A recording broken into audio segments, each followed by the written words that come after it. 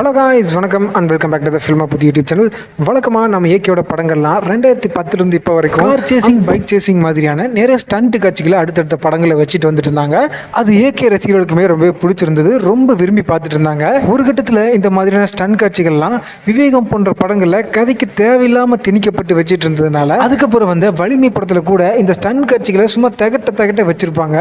இதனால ரசிகர்களுக்கு போதுண்டா தலைப்படனாலே கார் சேசிங், பைக் சேசிங் வச்சு தான் ஓட்டுவீங்களா, கதையே கிடைக்கலையா, ஏகே வச்சு வாலி, வரலாறு மாதிரின்னு எத்தனை அற்புதமான படங்கள்லாம் வந்திருக்குது. அந்த மாதிரிலாம் வித்தியாசம் எதுவும் பண்ணாம சும்மா கிளீசேவான ஸ்டண்ட் காட்சிகளை வச்சு ஏன்டா உயிரை வாங்குறீங்க அப்படின்னு நிறைய தலை ஃபேன்ஸ் அந்த டயத்தில் நம்ம ஏகேவோட டேரக்டர்ஸை திட்டிகிட்டு இருந்தாங்க.